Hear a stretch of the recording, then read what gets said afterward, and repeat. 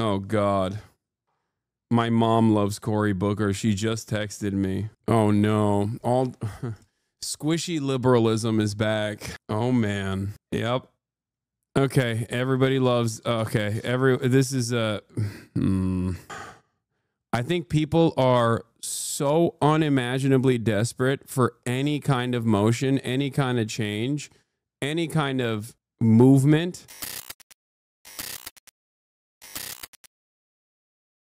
Meanwhile, it's Democrats pull an all-nighter protesting Trump and Musk on the Senate floor. Careful, there's an increasingly large possibility that Chatter is Elon Musk's kid. Is Charlie Kirk so successful on TikTok because he's convinced right-wingers that they are the party of the working class? I mean, it's just the algorithms have boosted him. And it was most likely to get a guy who's in Trump's ear, who's in Trump's orbit, to feel safe about TikTok. And they succeeded. TikTok opened up the algo faucet for the likes of Charlie Kirk. Charlie Kirk popped off big time. Donald Trump got a lot of benefits off of TikTok. It's not just TikTok, of course. I think all social media platforms have been pumping right-wing comments, right-wing commentary, like flooding the marketplace with unrestricted right-wing commentary for quite a while. And they did it in a way where they could finally see the benefits. Like the Republicans could finally recognize the benefits. And therefore, we are where we're at now, where the right loves TikTok. Trump loves TikTok. All but Reddit and the right-wing grifters are so mad about that. I mean, Reddit is also kind of right-wing from where I'm standing because they're knapsack liberals, you know? Didn't take no hero to fly. Yeah, their filibuster is getting like 67,000 views on the live. There that I really like, but like, because he was right. The real heroes were the buddies who carried me out. It's weird. Like, yeah, as chatters are saying, Megaphonics is right. It's not even a particular bill or nomination. They're just doing a long speech for PR. I just don't understand like why they didn't do this for the clean, like for the supposed clean continued resolution. Like if they had deployed this filibuster, if they filibustered it during the CR, this would be a fantastic opportunity. All eyes locked in. This would be great. This would be the right opportunity. Megaphonics is right. Now say April Fools, please, or we'll never hear the end of it. I mean, he's right. When he's right, he's right. I'm fair, man. I call balls and strikes. Cory Booker's anti-Trump speech on the Senate floor has lasted 19 hours and counting. It just doesn't, I don't know. I don't know what they're doing. I mean, look, I'm not going to discount it. It's not the worst thing. I'm glad that they're like fighting, I guess. But even when they are, it just doesn't make any sense. I got to pee again. Let's talk a little bit about while you were sleeping. It all started about, 11 hours ago. It looked just like that. Cory Booker, the senator from the state of New Jersey, started a marathon speech, and he made it very clear. He said, I'm going to keep going as long as I'm physically able. And what he's doing, and is doing live right now as he puts on his glasses, is he's talking about the actions taken by Donald Trump over his administration thus far. Not happy about any of it.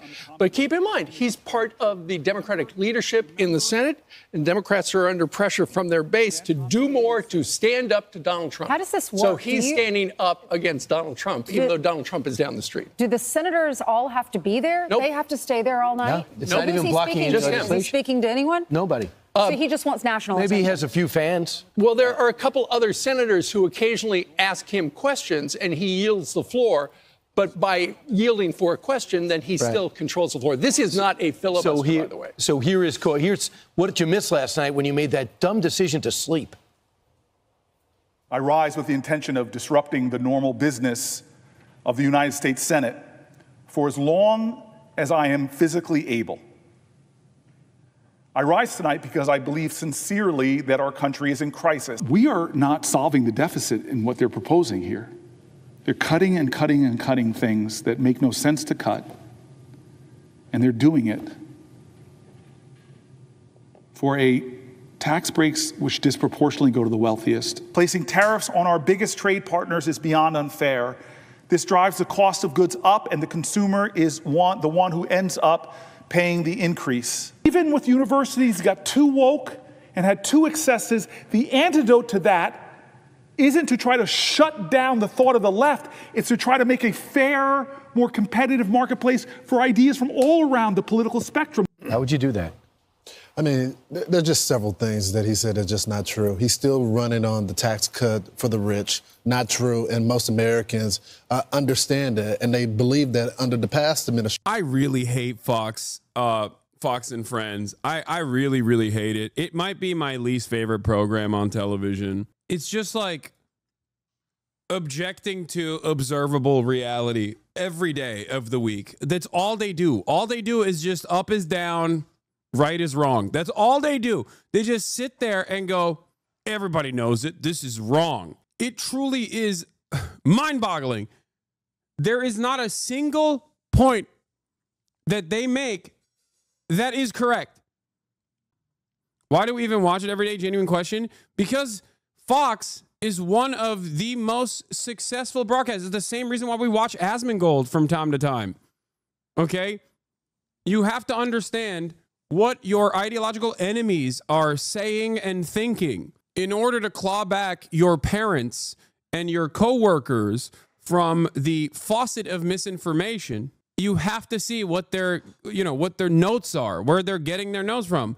This is why my entire career is overwhelmingly listening to right-wingers. And in that process, as a dedicated watcher of right-wing commentary, I have noticed that in the last couple of years, this has gotten significantly worse. Things have gotten spectacularly stupid. Genuinely. It's just, there's not too much you can say or do about a person that is getting their notes. A person that is getting their notes from Fox News is not living in the real world. They are living in a made-up universe. They are not, it's just, there's no way that you can have a consensus. When Donald Trump had his first term, that they got a tax break. They know that to be true. He also talks about the university campuses. So you're going to side with the people that are blocking the Jews from going to class right now? That's not going to work with the American people. And just over and over the talking points. If you want to get the American people attention. Like every single thing he said is wrong, okay? He started out by saying, everybody knows that it's just not true that Trump is not looking for taxes to the wealthy. Yes, he is.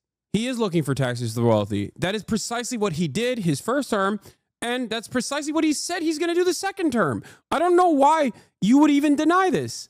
That is precisely what he said. Understand it, and they... Okay. Then he turns around and talks about university campuses, claiming that the students are blocking Jews from going to class. Also, not true. Completely not true. It's not happening. Not real.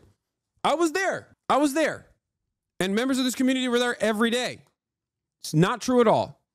Okay? They were in a public space in the middle of campus. They were not blocking Jewish students from going to class. It is made up. With the people that are blocking the Jews from going to class right now, that's not going to work with the American people. And just over and over the talking points. If you want to get the American people attention, you don't do it on the floor of the Senate. Wait, I'm sorry. Then he follows this up by hitting one of the dumbest points, which is to turn around and be like, you can't protest this way. This filibuster is not allowed. It's like, what are people supposed to do then? Just quietly whisper to one another what their discontent is with the administration? Like, what are we talking about? That's so funny. The Fox guy's saying he has like 50,000 viewers on YouTube, 58K on TikTok, and like 30K on Twitter. Yeah, I think that this right here, even if it's like aesthetic resistance, paired up with Bernie Sanders and AOC getting a lot of attention, should be a reminder to every Democrat that, like, you have to fight back. You have to fight back against the Trump administration. You go and you start talking with voters. I'm not sure he's going to... town hall, right? Yeah, I'm not sure this is going to get much attention. I mean, we're probably the only people that are covering this right now. I don't think the American people care what he's saying on the floor. Lord, here I am. And so I could... confess Be in a world of Schumers, be a Booker. Oh my that God. I have been imperfect. I confess that I've been inadequate to the moment. I confess that the Democratic Party has made terrible mistakes that have given lane to this demagogue. I confess we all must look in the mirror and say we will do better. And it's not just defining ourselves what we're against. We, the next generation, as the baby boomers are leaving the... Yeah, they're not even doing like a real filibuster because there's no motion. There's no quorum. There's no motion or bill that they're blocking. It's just they're taking space. That's what it is. Overall, I think I'm leaning on the side of this is not the worst thing. I am not going to yell at Democratic Party senators or any representative really for that matter, any congressperson for that matter, that is at the end of the day doing anything. I wish they were doing this in the appropriate moment, which was, 2 weeks ago. That would have been cool. And now it's our generation. We have to redeem the dream. We have to excite people again. He, in the highest office of our land, wants to divide us against ourselves, wants to make us afraid, wants to make us fear so much that we're willing to violate people's fundamental rights. We're willing to go after the speech on college campuses. We're willing to go after law firms, go after the freedom of the press. Don't let him do that. Don't become like him. Be an American that says, I look to the future and I'm excited. Yes, things are tough right now. Oh, God. Ay, ay, ay, ay, ay, ay, ay, ay, ay. Ay, ay, ay, ay, ay, ay, ay, ay, ay, ay, ay. It's just like, it's just, I'm thinking about all the Democrats that love this, where they're like, this is so sick. This is, oh my God, it's making me quiver a little bit. Dual chat. Sorry, I turned on the wrong thing. Look, I said the same thing about AOC and Bernie's rallies. It's great that they are getting people excited. It's great that they're getting people excited. It's great that they're, getting people to turn out. But you got to use that people power. You got to take that momentum you have and that energy you have around your causes and your initiatives and move it into developing mechanisms of pushback, mechanisms of pressure, whether that be labor organizing, union organizing, community organizing, or whether that be individual issues that you give voice to. Okay? Says you. Like what? I like that people are saying like what as I'm in the process of describing, as I have described time and time again. And this is a worse version of what they're doing, what AOC and Bernie are doing anyway. I'm glad that they're doing this, but we need more. Also, ironically enough, a lot of people think I'm a politician, I think, or have any sort of power in changing the outcomes of the legislative body. Like, I yell at the Democrats every day. I yelled at the Democrats for capitulating to the Trump agenda and not using the one weapon that they had to push for concessions from the Republicans when they had the budget. I'm not a politician. I'm not within these caucuses. I can't talk to my coworkers who are also politicians and get them to be on board. I wish I had that power. But if I had that power, Chuck Schumer wouldn't be the minority leader in the Senate. And even if he was, he would be listening to me, don't you think? Starting Monday, I'm ending dual citizenship under the Espionage Act and all these traitors. Wait, this is not real, dude. What? This is not a real tweet, chatter. What are you talking about? Come on. I like, you can immediately tell that that's not a real tweet. Ay, ay, ay. People are coming in with like the lowest form of April Fool's tweeting. Thanks for giving me a heart attack. What? How did I give you a heart attack? I immediately told you it's not correct. It's not real. It's not a thing that he posted. Baits are getting worse. That's a recession indicator. True. They're hard, they're scary, they're hurting, but we can overcome this. Our American history, if it's nothing else, American history, if it's nothing else, it is a perpetual testimony to the achievement of impossible things against. First of all, Trump would never end dual citizenship because that would mean he would have to end dual citizenship with Israel, okay? And he would end his own life before he would do that. Give me a break. I'm ending dual citizenship except for Israel, which is more America. It's America, extra America. It feels like if you have an Israeli citizenship, you're American plus. It's like we have Americans and then we have extra Americans. Impossible odds. We are a nation that is great, not because of the people that are trying to whitewash our history. To remove great people, Native Americans, black people, and women from our military websites.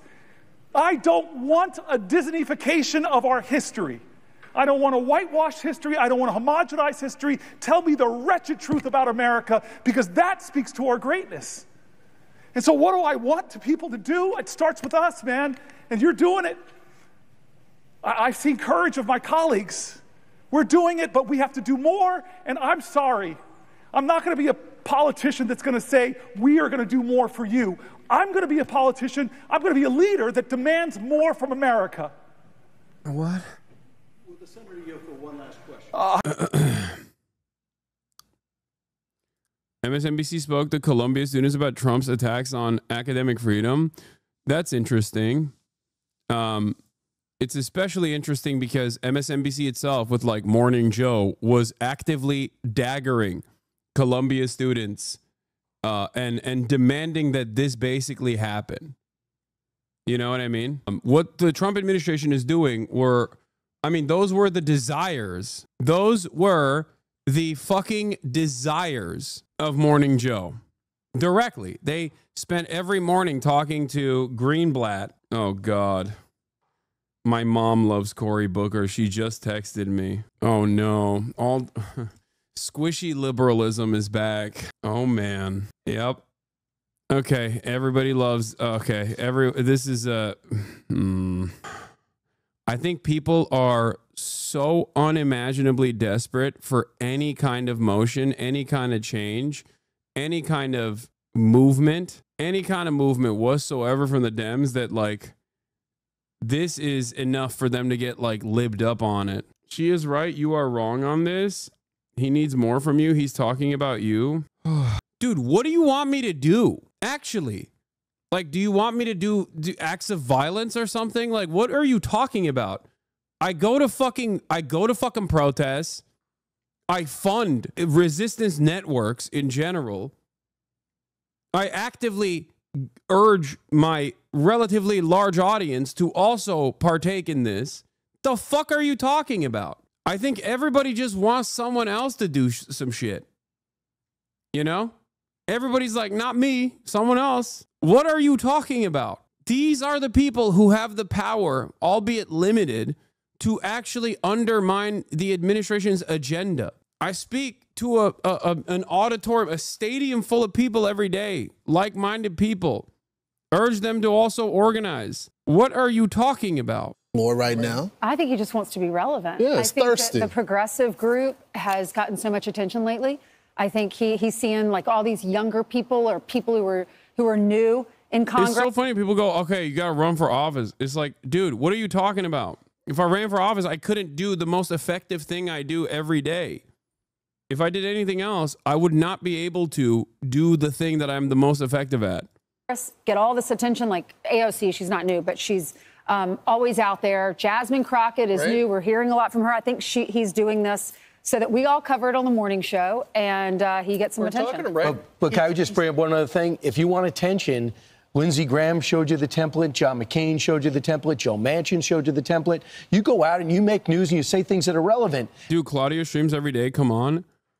You're comparing me to the president of Mexico, chatter. What are you talking about? She wasn't a streamer that became the president of Mexico. She became the president of Mexico and is using the pre-existing streaming network that she has surrounding her.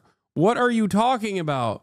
This is not, you have to be Joe. It was a joke. Okay. Oh my God. I can't tell because I feel like people are so stupid.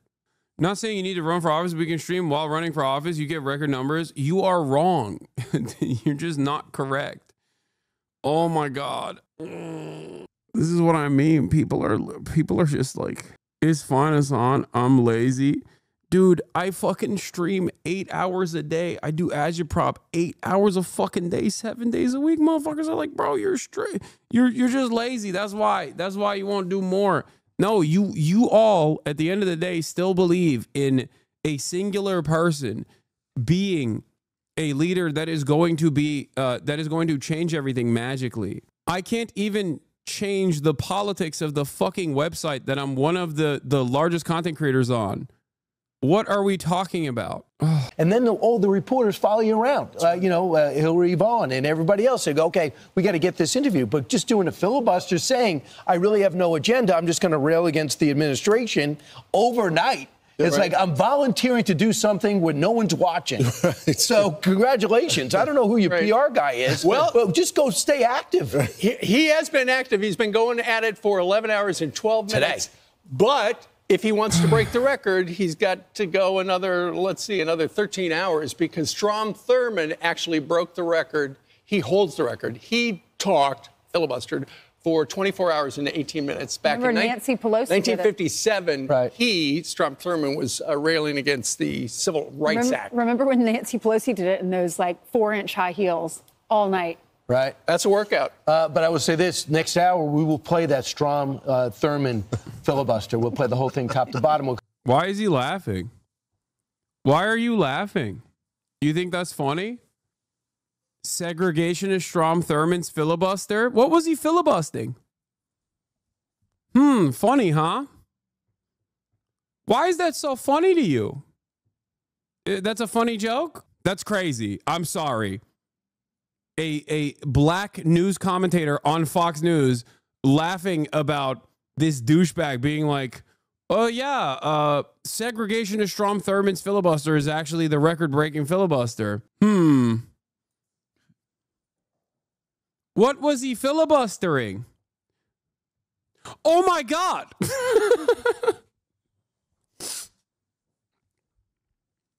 How funny.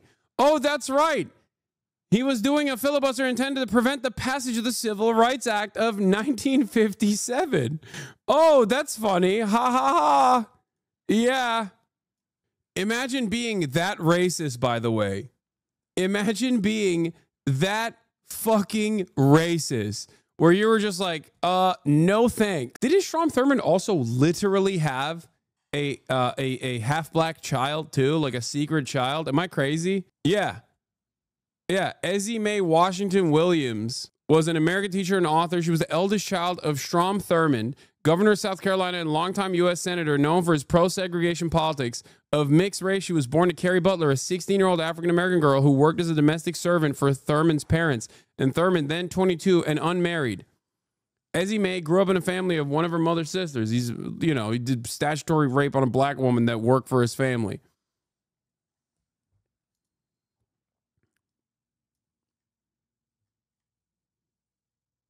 Washington Williams did not reveal her father's identity until she was almost 78 years old after Thurmond's death at the age of 100 in 2003.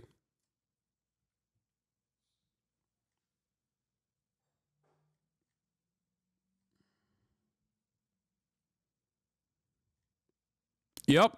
Hell is not hot enough for demons like this. Yeah, you know who eulogized him, by the way? That guy, this piece of shit. You know who eulogized him at his funeral in 2003? Joe Biden. Joseph Robinette Brandon. That's who. Joe Biden loved this guy. Joe Biden also wrote a lot of the draconian laws that in the 80s, 90s, and onwards destroyed the black community alongside this dipshit. American politics is so messed up. It's so messed up. It's so crazy. And liberals yelled at you for bringing this stuff up where you're like, maybe he's not the best guy. Good idea. But haha, very funny. He thinks it's funny. People will love that. Do that on your radio shows. Right. Oh, I can't do that. That would be a bad idea. I'm Steve Ducey. I'm Brian.